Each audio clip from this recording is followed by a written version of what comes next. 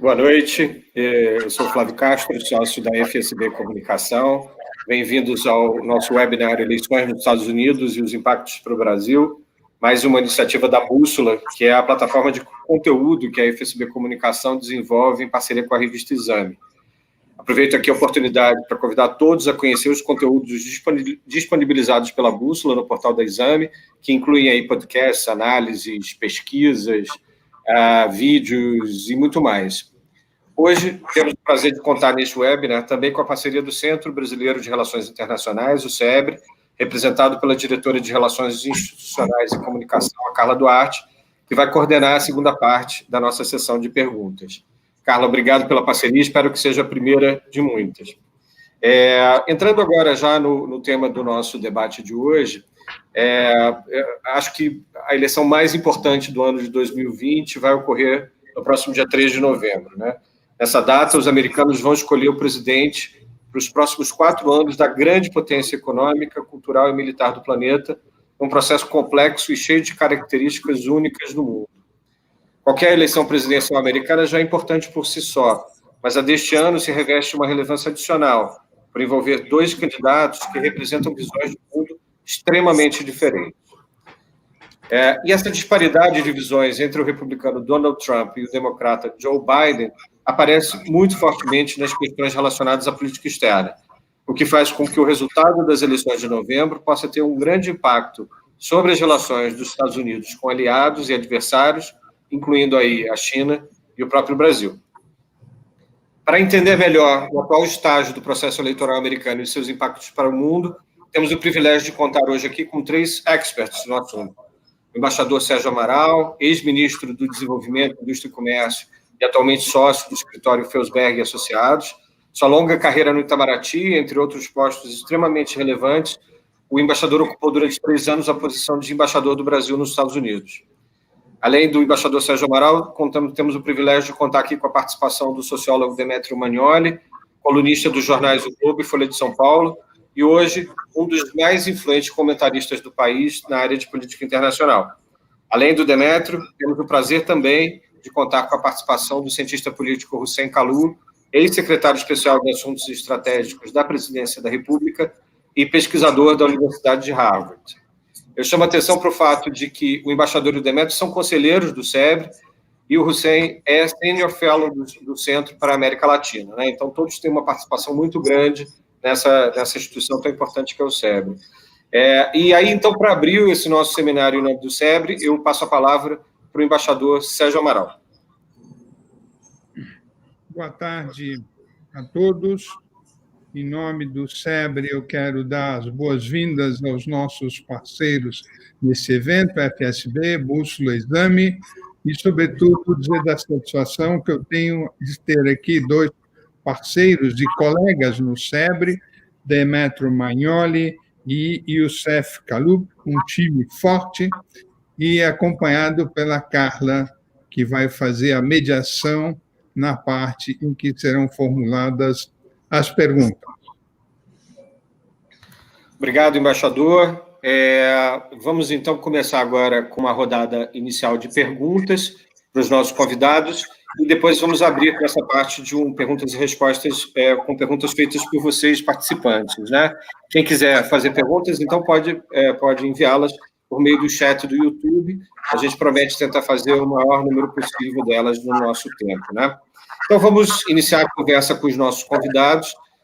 Eu queria primeiro passar a palavra para o Demetrio e faço para ele, depois eu gostaria de ouvir a opinião do embaixador e do Hussein sobre a seguinte questão.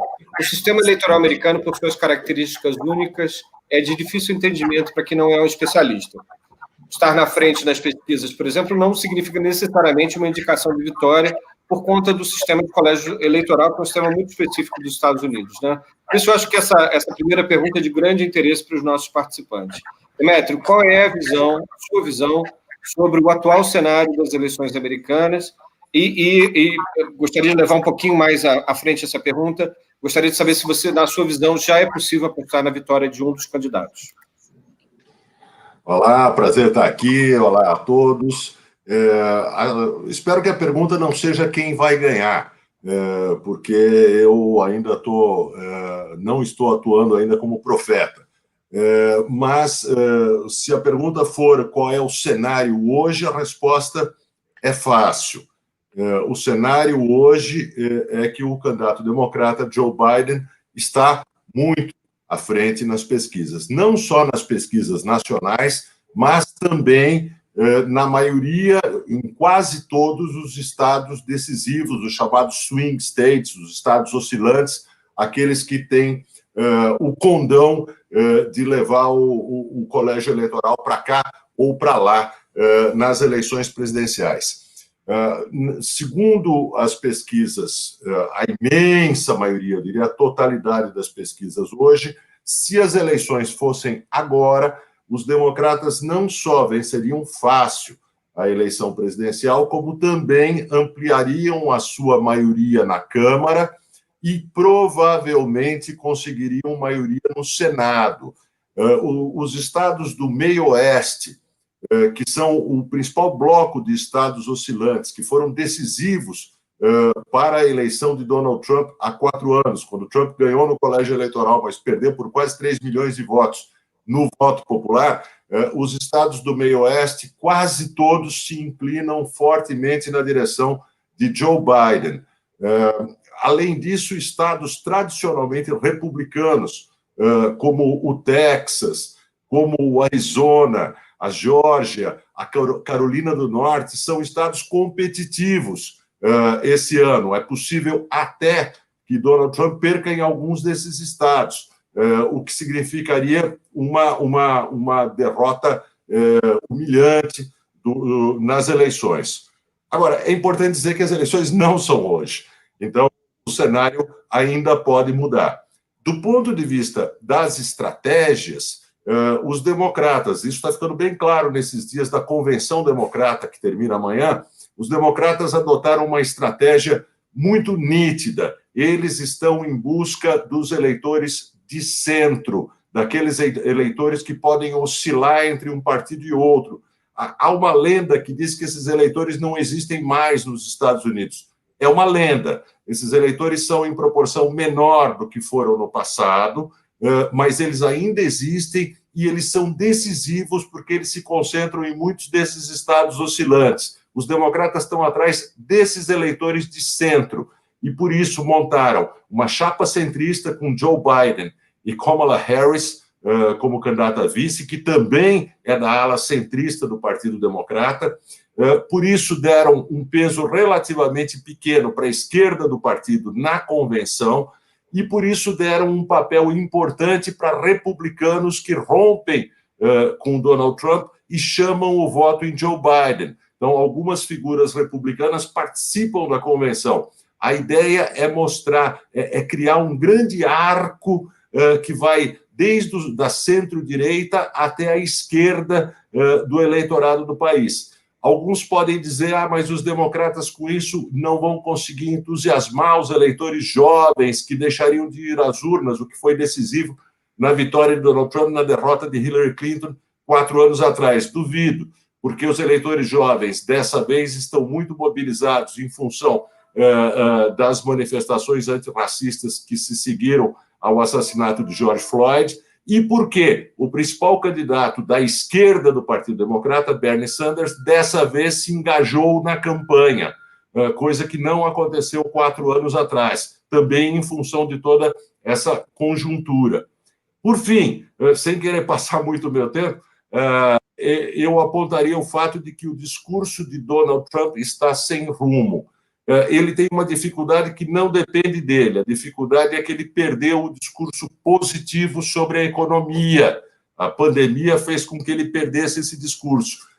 Presidentes em exercício precisam ter um discurso positivo, não basta ter um discurso negativo, porque eles não estão na oposição.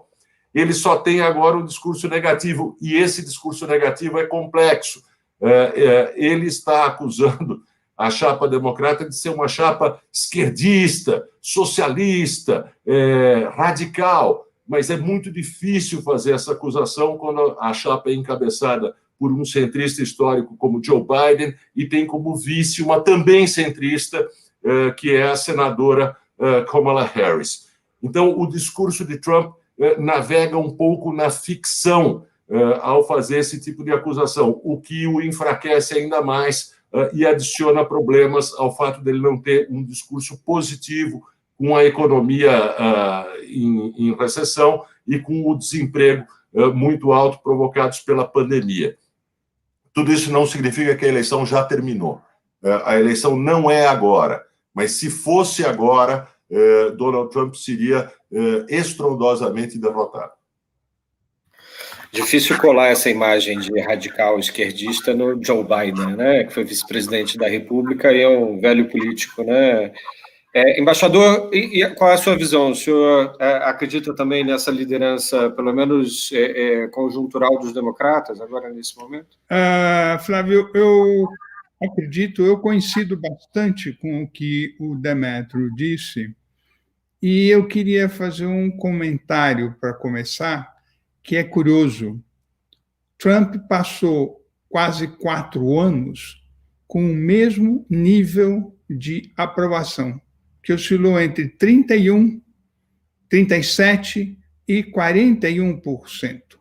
Se ele, durante esse período, não conseguiu avançar em direção ao centro para poder aumentar o seu eleitorado, dificilmente ele conseguirá isso agora. O único momento em que ele teve um pouco mais de nível de aprovação foi no mês de março, logo depois de ter apresentado resultados muito bons na economia. Depois disso, o declínio da economia e a má administração do coronavírus realmente foram 2 ataques dos quais ele não se recuperou até agora. E não foi porque faltou tentativa. Ele mostrou uma grande determinação em buscar os seus eleitores, recuperar os votos do Centro-Oeste, inclusive com um acordo que ele fez com a China, que tinha por objetivo justamente atender à exportação de soja do Centro-Oeste, que é um forte reduto eleitoral.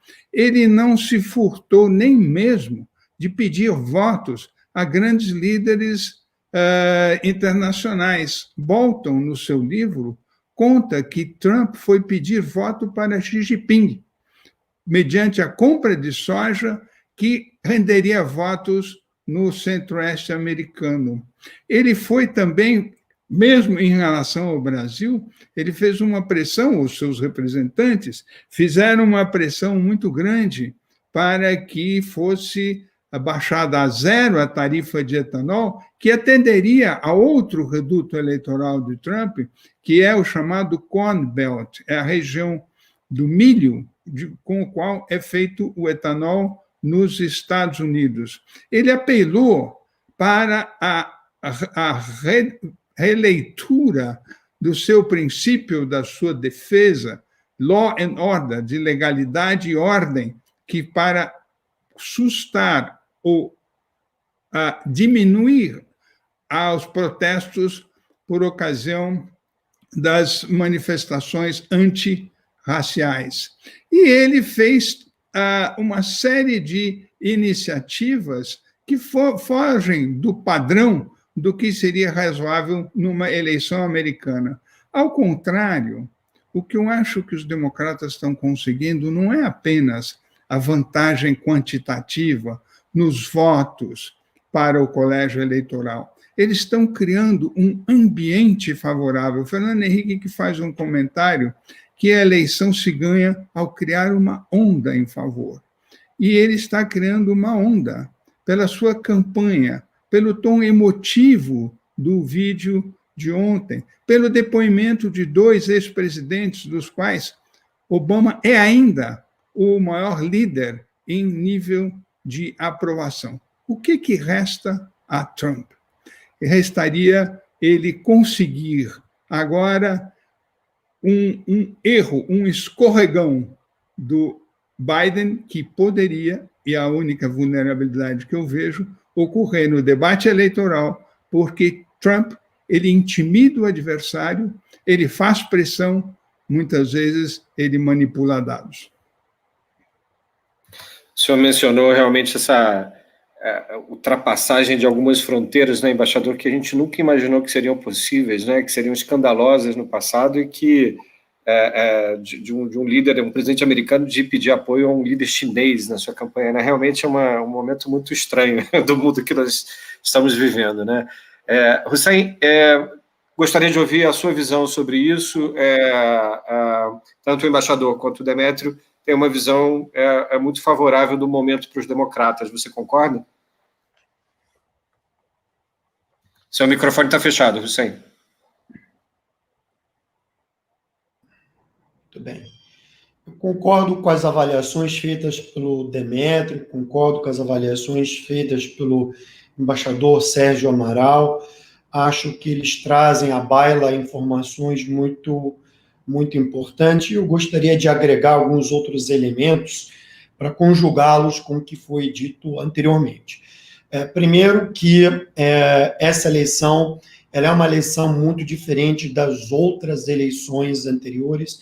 Eu penso que muitas vezes, toda eleição nos Estados Unidos, como o Demétrio falou, é importante, aliás, você falou, Flávio, pela importância da eleição americana e o impacto dela no mundo. É a tendência natural que as pessoas achem que toda eleição nos Estados Unidos era uma eleição histórica. Eu acho que não. Essa é uma eleição verdadeiramente histórica. A eleição do Eisenhower foi histórica. A reeleição do Abraham Lincoln foi histórica. Essa é histórica porque ela é um divisor de águas para que nação americana irá emergir pós-eleição. Então, existe um claro entrechoque de valores no âmbito da sociedade americana. Nunca dois candidatos na história eleitoral americana tiveram visões do que são os Estados Unidos tão discrepantes e tão distantes um do outro. Isso é importante ter. Quando Obama disputou a eleição com McCain, essa diferença era muito mais de ênfase, não era tão profunda. Quando Obama disputou a eleição, por exemplo, com Romney, não era tão profunda, mas a visão hoje que existe entre o Biden, o que os democratas representam, hoje o Trump representa, nem tanto os republicanos representam, ela é muito, o fosso é muito enorme. Então, a discussão é que os Estados Unidos irão emergir dessa eleição, é importante olhar para esses aspectos. É claro que a saúde da campanha do Biden está melhor do que a saúde da campanha do Trump. A saúde da campanha do Biden criou uma onda positiva. Você vê a estratégia de campanha, ela trabalha dois componentes, aliás, dois não, alguns componentes importantes, por exemplo, a diversidade. Basta olhar quem está na campanha e essa diversidade na campanha. Que os Estados Unidos é um país verdadeiramente diverso e não representa uma faceta específica. Então, você vê muitos jovens no âmbito da propaganda organizada. Você vê a diversidade de afro-americanos, de hispano-americanos, de brancos, de asiáticos, enfim, de gente de todas as vertentes, digamos, do campo centrista ao campo mais progressista. Então, criou-se uma onda possível. E a saúde da campanha republicana não está boa, porque o Trump acabou de trocar, há menos de 2 meses, o chefe da campanha, há 90 dias da eleição, ele trocou o chefe da campanha. Né? E a prova que a saúde da campanha não está boa é que em estados classicamente republicanos, em que o Trump deveria estar impondo uma margem de 30 pontos, 25 pontos à frente do seu rival democrata, a situação não está assim. Então, por exemplo, o Biden na Califórnia está 30 pontos à frente do Trump, mas você olha Texas, um estado classicamente republicano, a diferença está na margem de erro. A diferença está de 2 pontos, ela está na margem de erro. E isso é um sintoma muito importante. A Flórida, que os republicanos de 10 eleições, sei lá, vencem 7, eles estão hoje atrás 6 pontos, mais ou menos. E o que o Demétrio chamou a atenção no início? Essa diferença estabilizou, ou seja, a diferença em nível nacional está em média de 9, 8 a 10 pontos, mas que às vezes ela camufla muito a realidade, né? Mas quando você vai para a estratégia do colégio eleitoral, sem olhar estado por estado. Essa diferença estado por estado, nos estados vitais, ela estagnou. Então, Trump não consegue, por hora, essas últimas semanas, não conseguiu tirar diferença, apesar do investimento maciço em campanhas centradas, digamos, na radicalização do discurso. Ele está radicalizando demais o discurso em determinados estados, com o objetivo de não decair ainda mais. E o Trump, na verdade, tem um passivo muito grande. O passivo de uma crise econômica, em que a estratégia dele saiu pela culatra. Ele achou que a crise da pandemia duraria 2 meses, no máximo 3 meses. Então, ele entrou com uma injeção cavalar de recursos financeiros e a pandemia já dura 6 meses. Ele não tem mais, digamos, artifícios a trabalhar para mostrar que ele é o líder capaz de reorganizar a economia americana. Ele tem um passivo, digamos, da tensão racial. O presidente teve a oportunidade de liderar pela conciliação. Não optou por não liderar pela conciliação, mas pela confrontação. Esse passivo também terá os seus reflexos na eleição. E para encerrar essa parte inicial, ele tem muito pouco tempo para mudar o curso dos acontecimentos. As variáveis em eleição, nada é impossível, ele pode virar. De repente, ele está apostando uma bala de prata que encontrar a vacina, anunciar a vacina 2 semanas antes da eleição e, de repente, mudar o curso. Pode ser possível. Mas eu acho que essa bala de prata ainda não se pronunciou. E, para concluir, eu acho que as variáveis contra ele são muito adversas. Essas variáveis que tem contra ele tem muito pouco tempo para alterar o seu curso. E aí que está o desafio. A eleição não está perdida para ele, mas tornou mais difícil para ele do que para o seu rival democrata. Você tocou num ponto que eu acho muito importante, que eu gostaria de aprofundar nessa nova rodada de perguntas aqui, de respostas, né? Que é essa questão dessa divisão, né? Dessa diferença tão forte entre os candidatos, né? Entre o Joe Biden e o Donald Trump, né? E até dando o devido crédito, né? A minha referência à questão das eleições históricas, eu me inspirei no comentário do Demétrio, numa conversa prévia que nós tivemos, né? E realmente faz todo sentido, né? O fato de que essa realmente é uma eleição diferente, né? Porque ela tem 2 candidatos muito opostos em vários sentidos, né? E eu gostaria de entender o que isso significa. E queria começar com o embaixador dessa vez, embaixador. Na sua visão, o que isso representa para o processo eleitoral e para o futuro dos Estados Unidos, essa divisão tão forte ideológica, né, em termos de visão de mundo, do Trump e do Biden? Sabe, essa pergunta é muito importante, porque é justamente o que diferencia essa eleição de outras, que tem 2 coisas importantes que estão em jogo.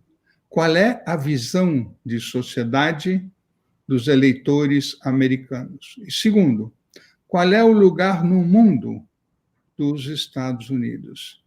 E essa visão da sociedade é muito importante, porque eu vou dar um depoimento pessoal. Eu tive nos Estados Unidos um curso de verão em 65, como estudante. Depois eu voltei, uma vez como diplomata, agora como embaixador. A sensação que eu fico é que a sociedade manifestava alguns sinais de enfermidade. Não é natural que a maior economia do mundo não tenha cobertura de saúde para 30, 40 milhões de pessoas. Não é normal que, depois de todos os acontecimentos da década de 60, das lutas raciais, essa economia não tenha ainda enfrentado o racismo como uma questão sistêmica, que requer soluções estruturais. Não é normal que uma sociedade tão poderosa quanto os Estados Unidos estabeleça resistências ou rejeição tão violenta quanto a que se manifestou em relação à imigração.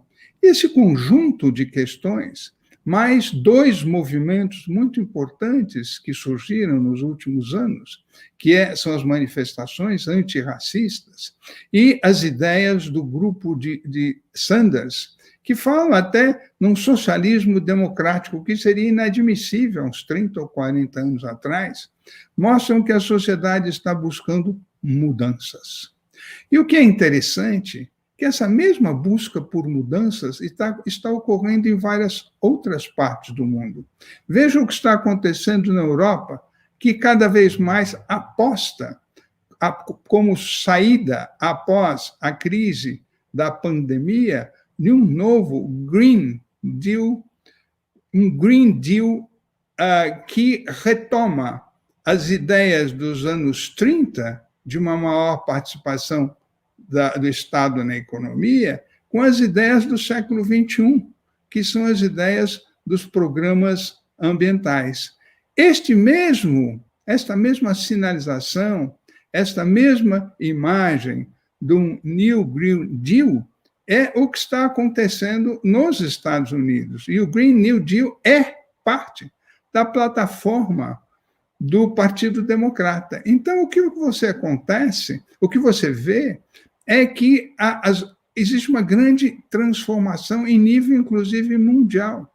E isso vai levar, possivelmente, a uma nova sociedade. E vai levar também em repensar o papel dos Estados Unidos no mundo. Será que os Estados Unidos quer continuar com uma visão em que as regras multilaterais vão sendo substituídas por sanções? Será que os Estados Unidos vão apoiar um movimento que hostiliza aliados tradicionais dos Estados Unidos, como é a Europa? Será que os Estados Unidos vão continuar na tensão, na beira de um conflito maior, como o que poderia ter ocorrido com a Coreia, ou o que pode acontecer com a China? Então, existe toda uma revisão no plano das ideias, no plano das visões, não só a visão interna, como a visão externa.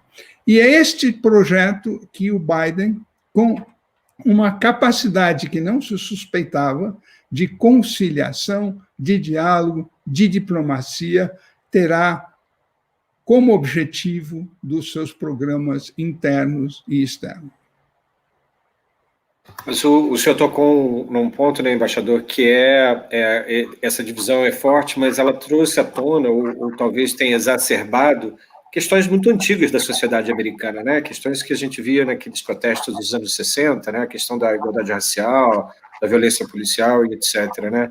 Hussein, como é que você vê esse debate hoje, em que se misturam questões aí históricas da sociedade americana com uma discussão de extrema validade nesse momento, que é essa questão verde, por exemplo, do Green Deal, New Green Deal, que o embaixador mencionou?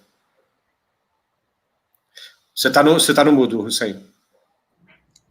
A sociedade americana ainda, na minha percepção, não superou em absoluto a divisão racial que existe no país. Obviamente que isso pode ter sido amainado ao longo das últimas 5 décadas, 6 décadas, mas as feridas ainda não cicatrizaram em absoluto. E quando com Obama pareciam evoluir para um processo de cicatrização no contexto de uma reparação histórica, de ter o primeiro presidente negro na chefia da Casa Branca, o Trump, quando ele vem disputar a eleição com Hillary Clinton, ele ressuscita essa ferida não cicatrizada. Ele vai lá e mexe nela, ele ativa os movimentos supremacistas brancos, ele sinaliza nessa direção. E isso é reflexo, uma ferida complicada, em que ele hoje procura explorá-la, e explorá-la da pior forma possível.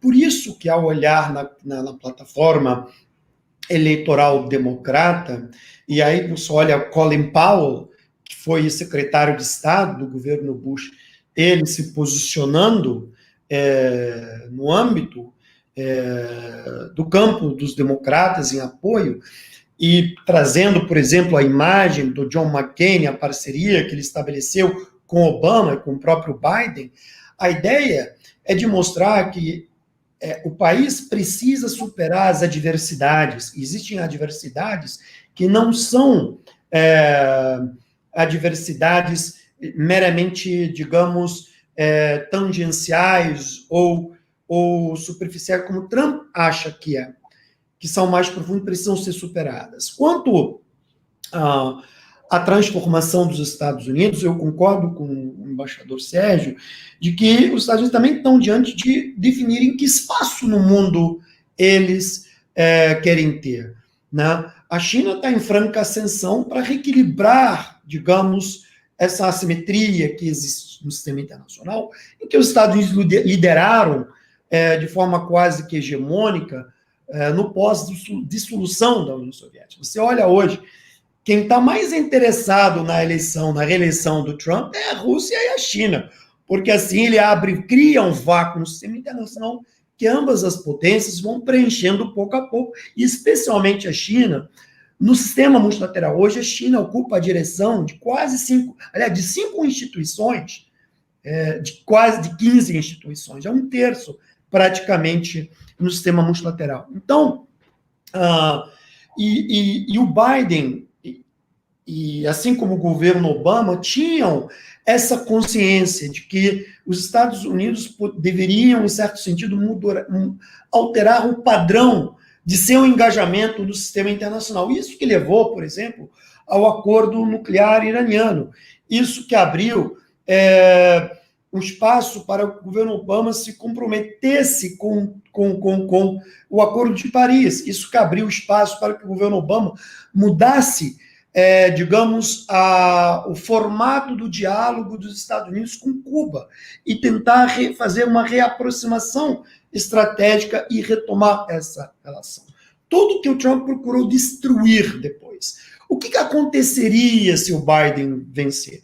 O Biden, na verdade, vai recuperar esses temas, ele vai retracioná-los como prioridades na nova agenda de política externa, em caso de possível vitória dele. Esses temas voltarão a ter um peso gravitacional, assim como os aliados tradicionais dos Estados Unidos, que hoje o Trump procurou manter uma distância, vídeo que aconteceu no âmbito da OTAN.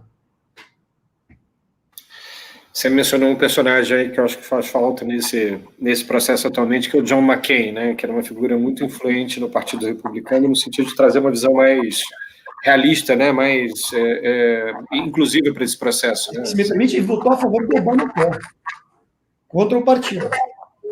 Exatamente. Demétrio, no início dessa exposição do Hussein, ele mencionou essa questão do fato do Trump radicalizar esse velho tema da sociedade americana, que é a questão racial, né? Dentro dessa divisão muito forte que a gente vê hoje, dessa separação tão grande de divisões no mundo dos candidatos, você acha que o movimento como Black Lives Matter ajuda os democratas? Ajuda o Trump? Em que sentido isso tem impacto aí no resultado dessa eleição? Bem, é muito difícil discutir o tema do que está em jogo ou falar alguma coisa nova depois das exposições do embaixador Sérgio Amaral e do Hussein Khalud. Eles já falaram quase tudo. Eu vou chegar na resposta à tua questão mais específica, mas o que eu vou tentar fazer é simplesmente sintetizar em poucas palavras o que me parece, acho que é também o que parece ao embaixador e ao Hussein, que está em jogo nessas eleições. Né? Do ponto de vista mais profundo e filosófico, o que está em jogo é a resposta à pergunta Who are we? Quem somos nós? Essa pergunta atravessa toda a história dos Estados Unidos. Essa pergunta vem lá do século XIX e ela foi se recolocando sob outras formas em cada momento, em cada encruzilhada crucial da história dos Estados Unidos, porque essa pergunta tem duas respostas.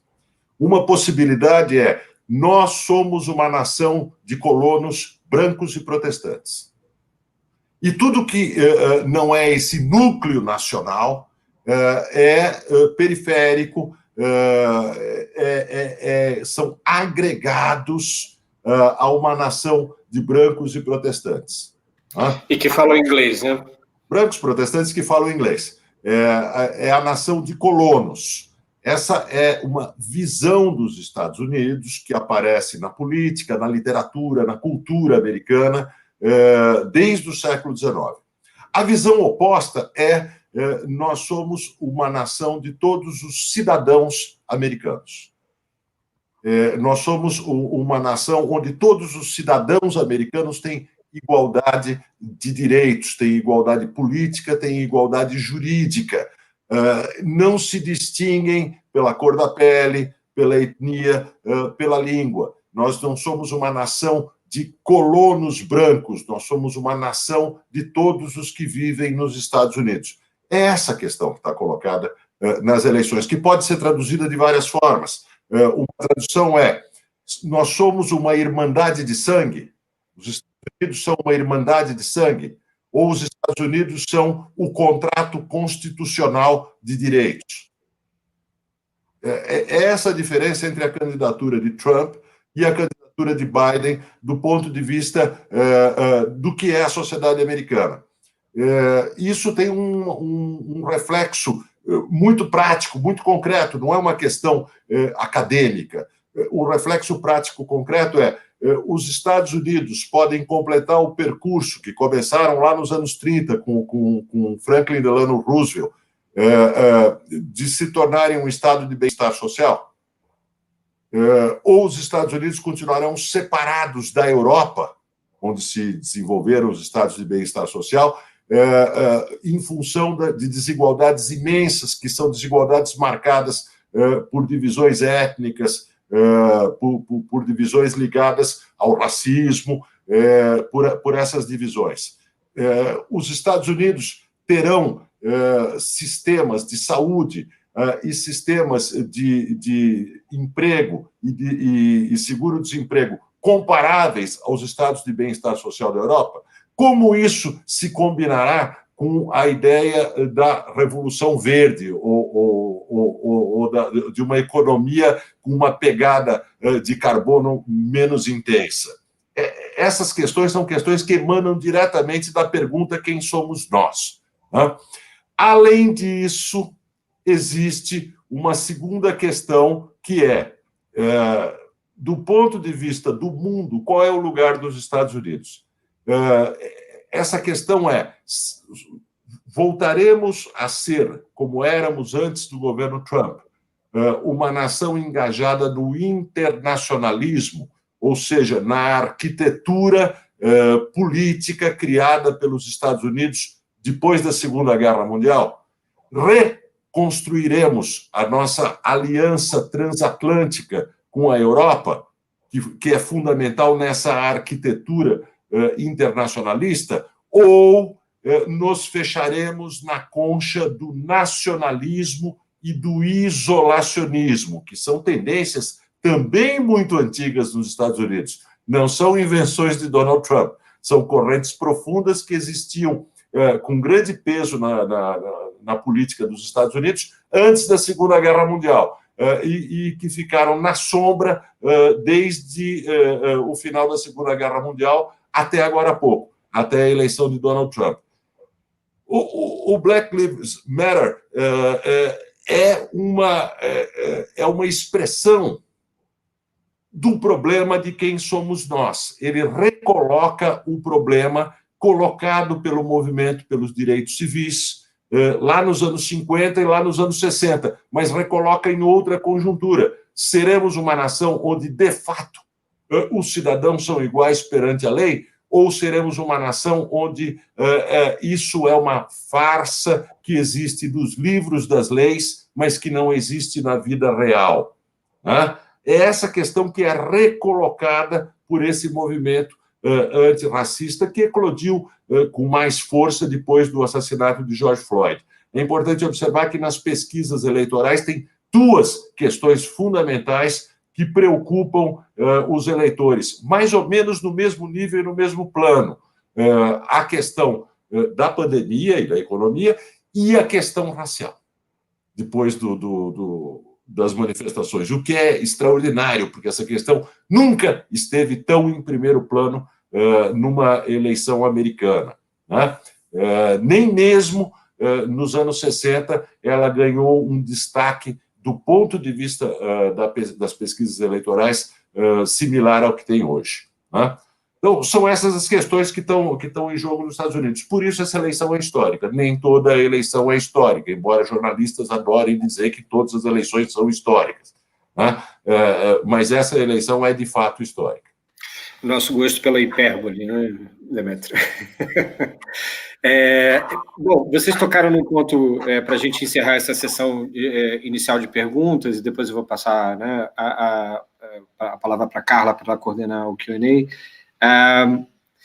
Vocês tocaram num ponto importante, que é a questão da política externa, né? Então surge a pergunta, que eu acho que é de interesse dos nossos participantes, que é: e o Brasil? Como o Brasil, essa eleição e como o resultado dessa eleição pode impactar o Brasil e a nossa relação com os Estados Unidos? Eu vou começar nessa rodada com o Hussein para ouvir a avaliação dele. Você está com o microfone aí. Agora eu estou esperto. Bom, obviamente que o embaixador Sérgio Amaral, que operou isso por dentro, conheça mais do que eu. Mas eu vou falar um pouco da minha experiência de tratar com os americanos a partir da saia onde eu estive no governo federal. Americano extremamente pragmático. Eu acho que se o Trump se eleger, o curso, a relação Brasil-Estados Unidos seguirá na mesma toada que vem sendo tratada pelo governo Bolsonaro. Se o Biden vencer, eu acho que os americanos são extremamente pragmáticos. Eles têm claro o que eles querem do Brasil. Não sei se o Brasil tem claro o que quer dos Estados Unidos. Se eles conseguirem extrair as concessões que eles desejam, mesmo com o governo Bolsonaro, eles não se importam de ter um governo que tem uma orientação diferente do da deles. Esse é um ponto importante ter clareza. Obviamente que o governo Bolsonaro vai precisar ter uma conduta talvez menos negligente em matéria de política ambiental, porque isso pode forçar o eleitorado e a base do Biden a pressionar o Brasil. E aí o Biden pode ter que partir para uma crítica mais aberta. Então, eu não vejo... E por lado brasileiro, vai haver uma modulação de discurso. O discurso vai acabar sendo modulado, entendeu? Quer dizer, saímos do Deus Trump, vamos entrar no Deus Biden. É isso. Não tem opção. Quer dizer, o Bolsonaro, junto com a Ernesto Araújo, vão ter que encontrar uma fórmula de modular o discurso. E a modulação do discurso está praticamente pronta. A nossa relação não é com Trump. O Trump era um aliado importante, mas uma relação desde o início nós explicamos que era com os Estados Unidos e etc. Então, haverá um ajuste no discurso para parecer que não há uma mudança efetiva e real nas prioridades da política externa. Então, isso é a minha percepção. Obviamente que o Brasil não tem como, uma relação que o Brasil não pode prescindir. É o segundo maior parceiro comercial, é a maior potência do mundo, então você não tem como se desbugar. O desafio é que a arquitetura da política externa que o Biden vai fazer, ela coloca a arquitetura definida pelo atual governo em compasso de assimetria. Então, como o Brasil quer manter essa aliança adotando uma postura muito diferente do que aquela que o Biden irá implementar? Porque, em tese, como o Demetrio chamou a atenção, eu acho que a arquitetura que o Biden vai ter é uma arquitetura internacionalista. Uma arquitetura que vai primar por um engajamento maior dos Estados Unidos no sistema multilateral. Como o governo brasileiro vai procurar se comportar diante dessa mudança que será implementada numa possível vitória de Biden? Essa que é a chave da questão. E isso tem reflexo na América Latina. Eu não vejo um governo Biden tendo a mesma postura em relação à Venezuela. Como ficará o discurso brasileiro? Então, isso, na verdade, vai ensejar que o Brasil tenha que mudar a sua abordagem, necessariamente em vários outros aspectos, nos fóruns internacionais. Eu penso que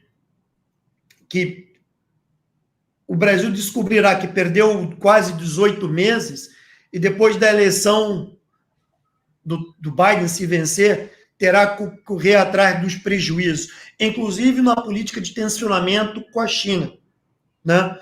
É óbvio que China é um tema central, independente da administração republicana e democrata. A questão de contenção da Huawei é uma prioridade do establishment securitário americano. Não é prerrogativa só. Só que é óbvio que a ênfase do Biden vai mudar.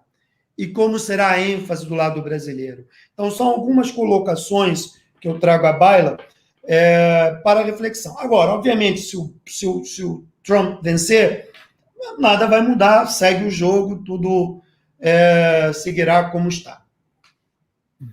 Demétrio, qual é a sua visão? Você acha que o governo brasileiro terá esse pragmatismo para se adaptar a um novo cenário com uma vitória democrata eventual? Pois é, para chegar nessa resposta, o único consenso que existe entre democratas e republicanos nos Estados Unidos é que os Estados Unidos enfrentam uma potência ascendente e essa rivalidade com a China é crucial do ponto de vista da influência, do poder dos Estados Unidos e da sua segurança no mundo. Então, a rivalidade com a China, a ideia de que isso é central no século XXI, é a única coisa, é o único traço comum entre republicanos e democratas. Isso não começou agora, isso começa lá com Obama, que começa a mudar a política dos Estados Unidos em relação à China, uma política definida por Richard Nixon lá no início dos anos 70, que foi a política de aproximação entre Estados Unidos e China. Essa política começou a se fechar com Barack Obama e completou o seu fechamento de uma maneira um tanto brusca com Donald Trump. O problema dos Estados Unidos, que daria origem a um outro webinar nosso, ou a muitos webinars, é tratar com uma potência insatisfeita. A China se ergue no sistema mundial como uma potência que não está satisfeita com as regras desse sistema. Uma nova potência que surge e que quer mudar, né, os alicerces do sistema internacional. Os Estados Unidos sendo a potência hegemônica que procura conservar os alicerces de um sistema internacional contestado. Isso não quer dizer que, se Biden for eleito, tudo será igual na política com a China. Haverá diferenças de ênfase e de tática em relação a Donald Trump, mas sempre no quadro dessa rivalidade. Biden vai procurar se relacionar com a China, procurando parcerias com a Europa, procurando recuperar uma aliança com a Europa que Trump praticamente destruiu ao longo do seu mandato. Biden não vai dar ênfase na guerra comercial, que é a ênfase de Donald Trump, vai dar ênfase na competição tecnológica, principalmente na área da informação, na área do 5G. Aí sim, Biden vai ser muito duro no campo da China, como Trump, mas não no campo da guerra comercial.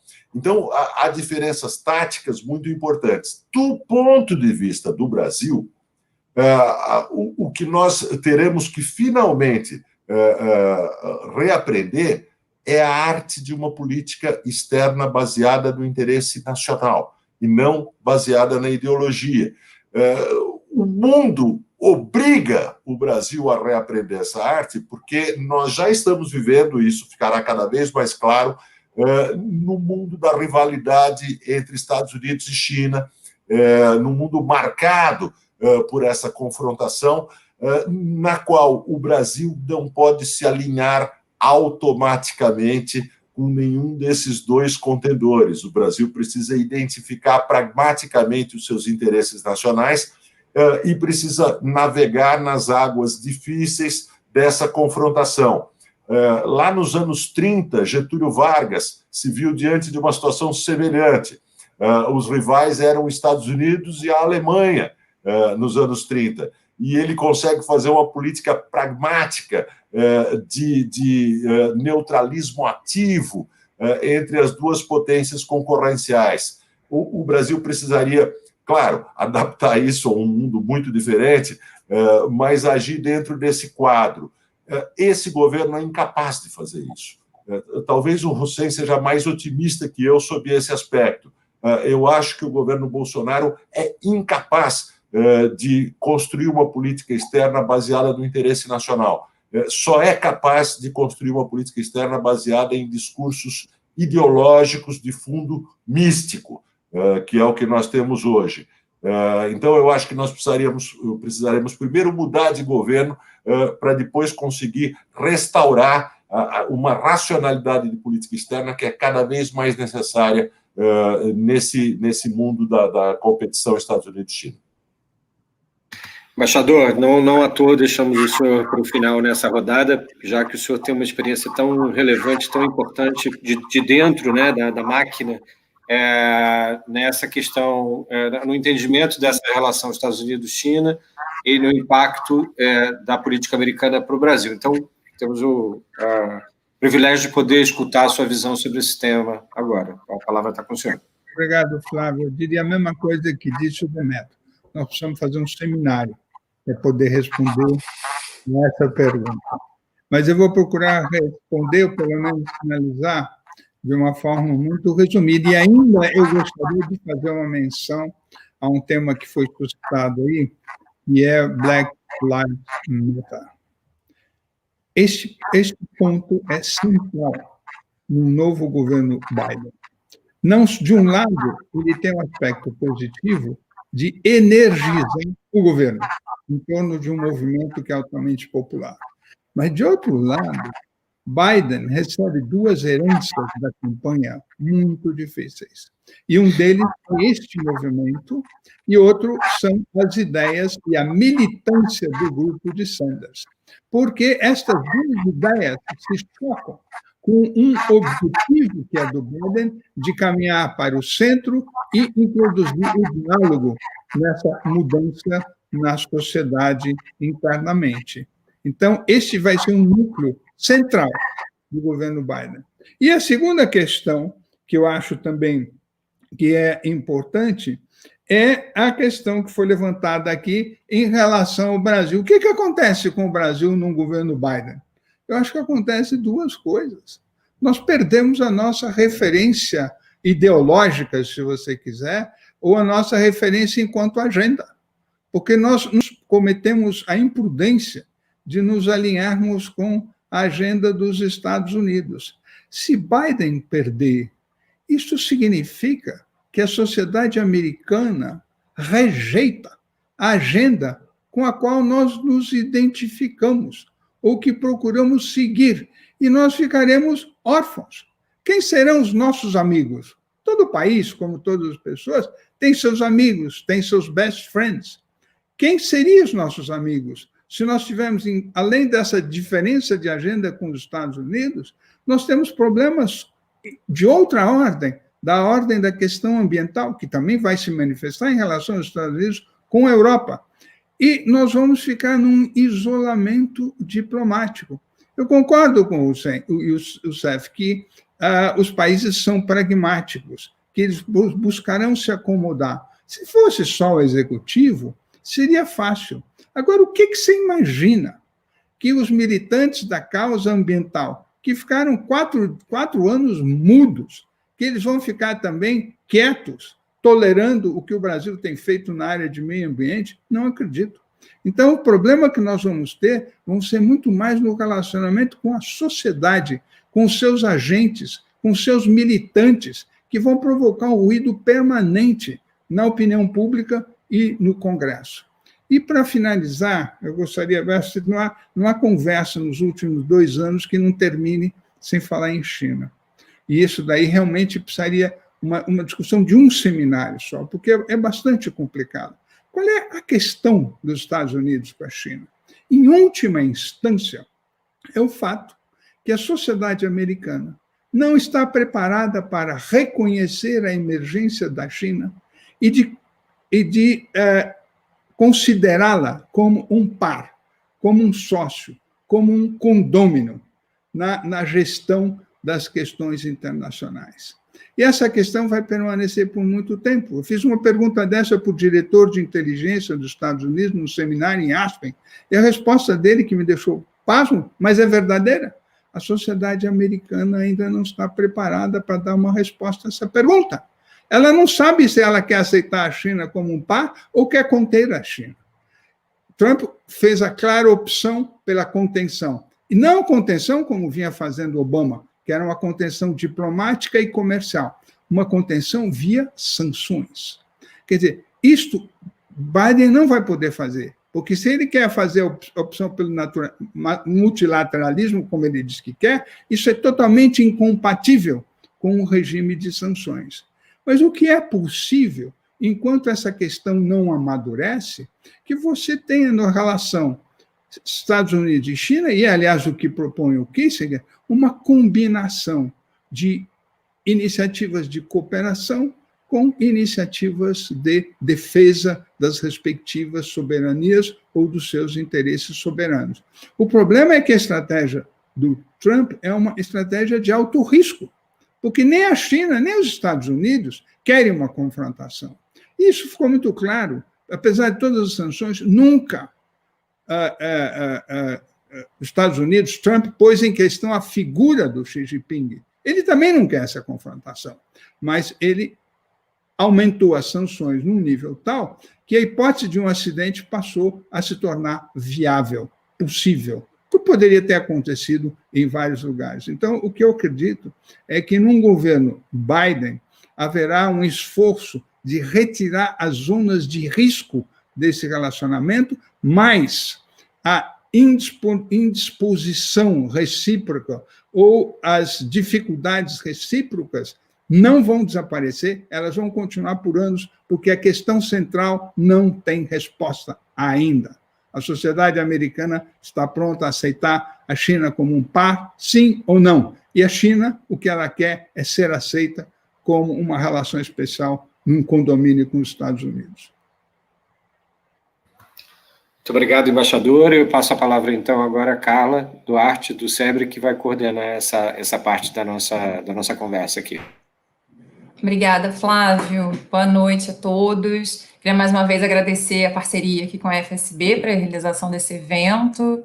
A gente já tem aqui, acho que, 300 pessoas conectadas com a gente, então acho que já foi um evento de sucesso. Espero que seja o primeiro de outros.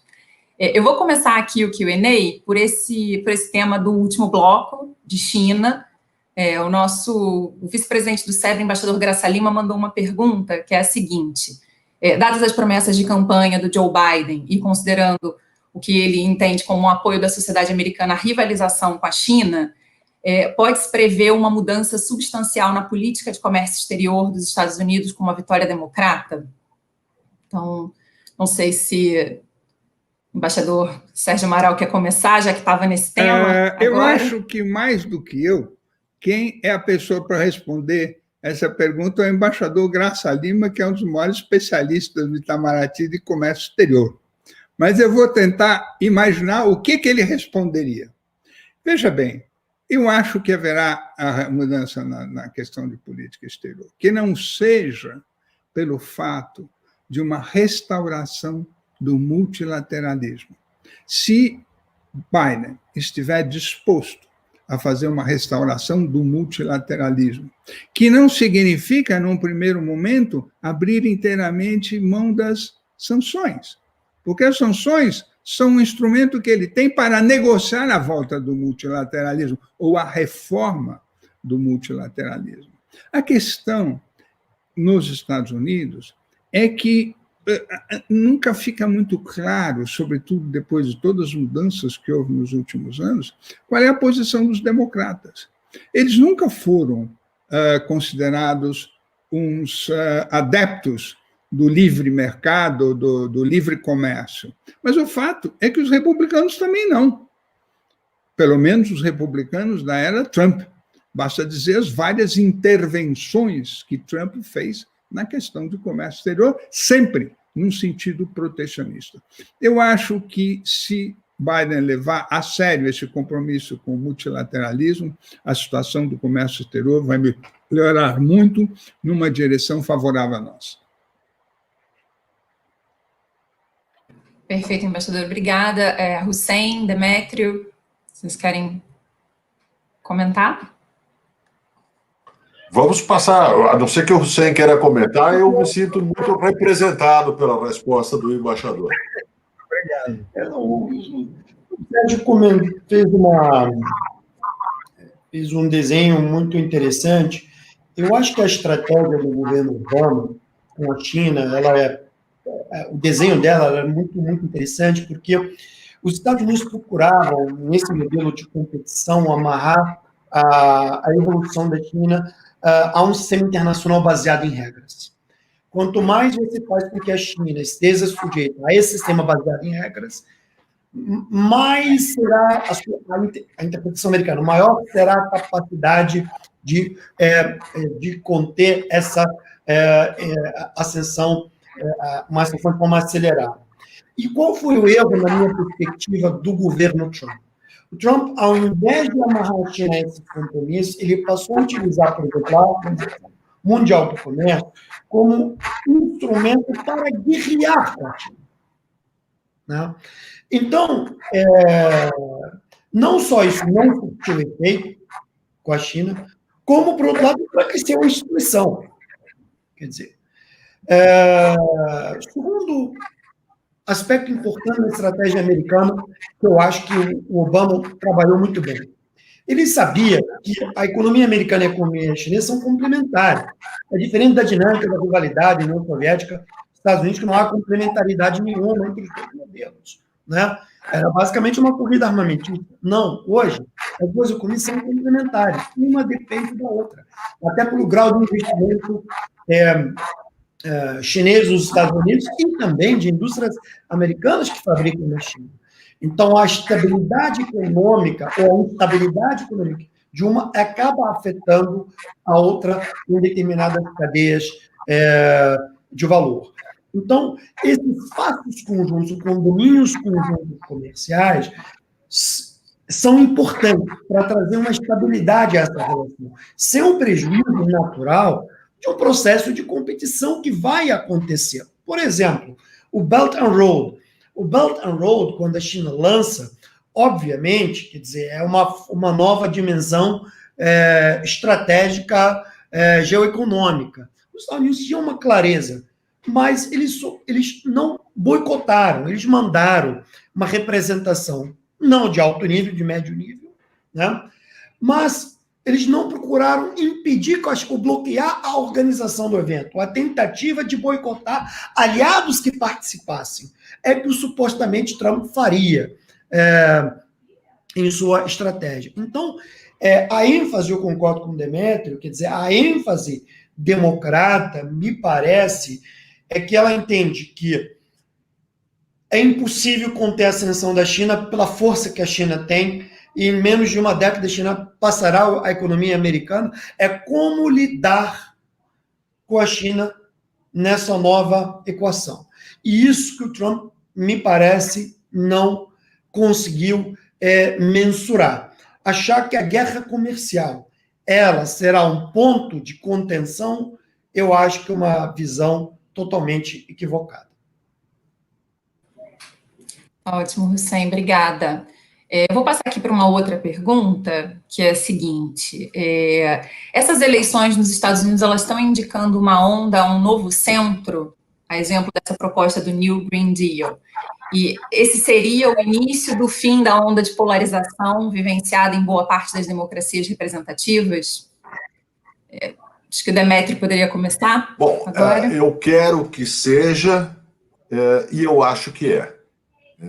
Então, existe aí tanto análise como torcida, as duas misturadas.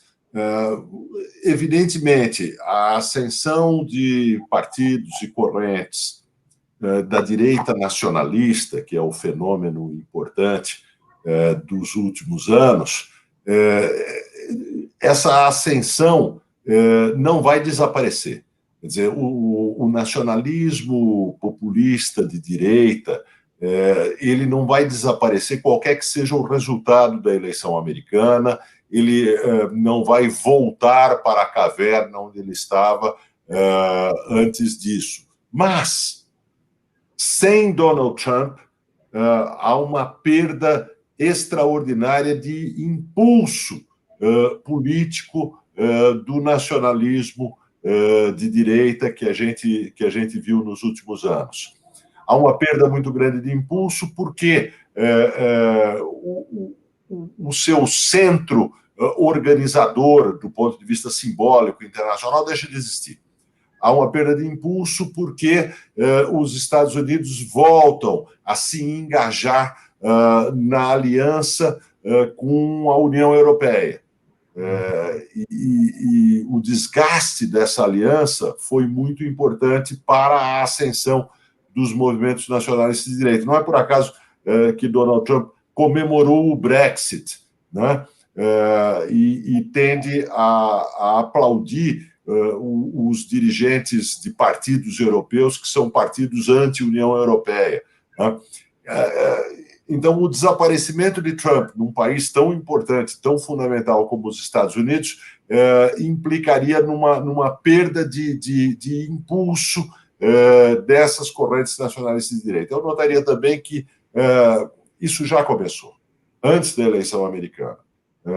No último ano e meio, principalmente com a pandemia, partidos e correntes nacionalistas europeias perderam muita força. Então, aquele movimento tão importante nos últimos anos, ele perdeu momento, né? E a hipótese de derrota de Trump representaria um baque muito grande nesse movimento, que não desapareceria, mas deixaria de representar desses partidos representarem candidatos tão óbvios ao poder em tantos países importantes. Atrofiado.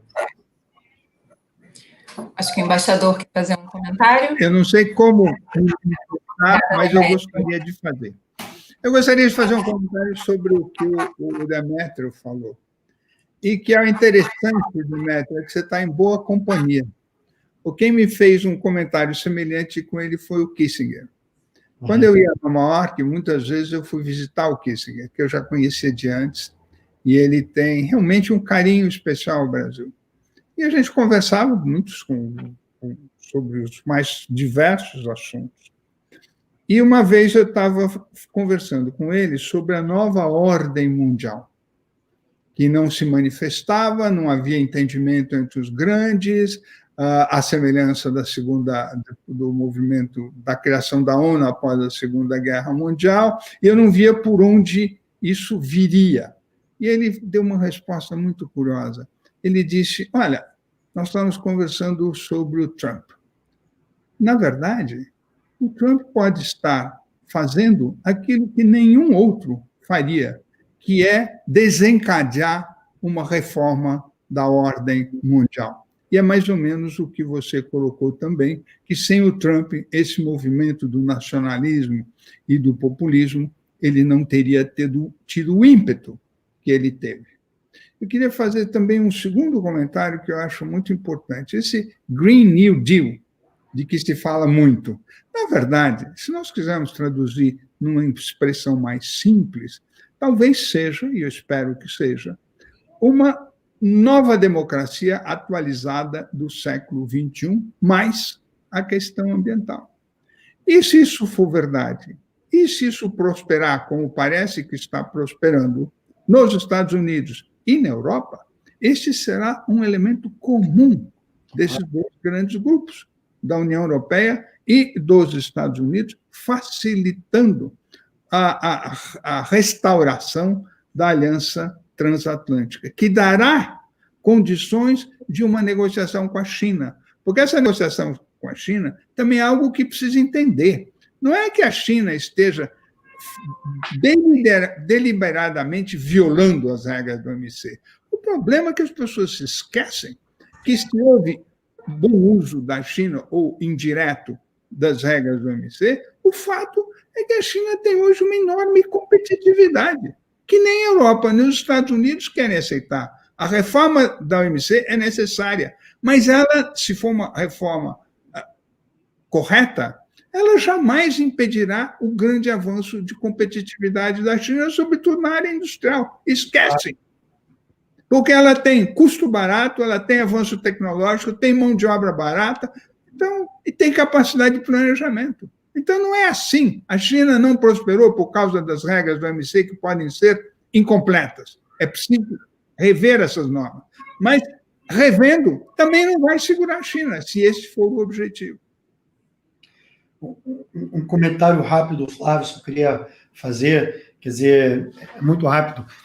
O que o Demétrio falou dos movimentos ultranacionalistas e populistas, e que o Sérgio comentou, eu acho que talvez vamos descobrir mais à frente que o mundo antes do Trump era melhor, entendeu? E talvez vamos valorizar a ordem pré-existente, né? Antes do Trump. Então, e aí talvez aperfeiçoar essa ordem ao invés de mudá-la para algo incerto. É a piada do elefante na sala, né? Então, bom, gente, e Carla, acho que a gente vai ter que encerrar agora, né?